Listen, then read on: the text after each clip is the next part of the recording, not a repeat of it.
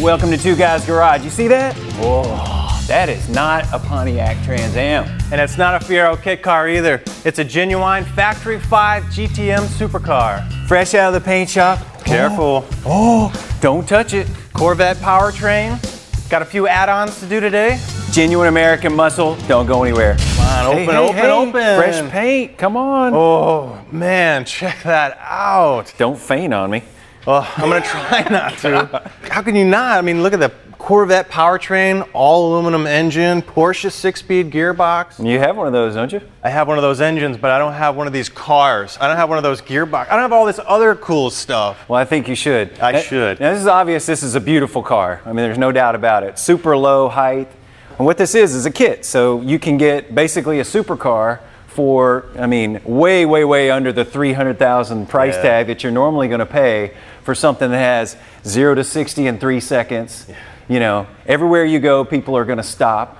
And not to mention, you can obviously do it sideways, off the road, of course. Yeah, now you may have to put a little bit of sweat equity into it, but I'm willing to sweat a little bit to get a ride like this. Sure. Well, to get this thing running, we're going to have to finish off the wiring system. And the smartest guy I know for wiring systems is my buddy Jay Harris here. What's going on, guys? From Isis Power. Excellent. Wiring a car like this or whatever you're working on really hasn't changed. If you go all the way back to the Model T, you've got some box somewhere that's got fuses and relays all in one place, and then you run wires to every corner of the car that turns on your headlights and your turn signals, starter, and ignition. And what you get out of that is a bundle of wire. A bundle of wire that you've got to hide somewhere in the interior, you've got to hide it through a transmission tunnel. We've done something different. We take that process and cut it in half. So we start with what we call our master cell, and that's the brains. That does all the thinking in the system. Like that guy, or our you. brains, right here. That master cell goes off and talks to the power cell, which is the muscle. Yep. So that's what does all the heavy lifting in the system. So it's as simple as you put your master cell in the car where you need it. You take your switches. You plug your switches. You could do that right now. Plug your switches in that connector right there. You've now wired your entire dash into that system. Ooh, that was done. I like that. All right, now go get us a car. All right, let me go get a car.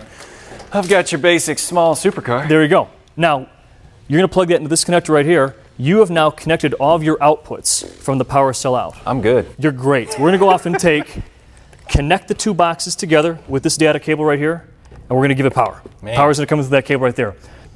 And that's it. The only thing you have going front to back of the car right now is just this thin data cable, this little bundle of wires that passes the commands from the master cell to the power cell. That's cool. That's really easy to package. That's nice. It's easy to hide under carpeting. It's easy to hide through a transmission tunnel. So again, it's as simple as switches go into the master cell issues commands to the power cells turns things on and off. Make it sound so easy. So it is. So if you want to go off and turn on the lights, all you do is flip the switch, and you can see right there the lights coming on in the car right there. Cool. Now, Jay, we're all familiar with simple toggle switches, but what about like push-button starter, more complicated features?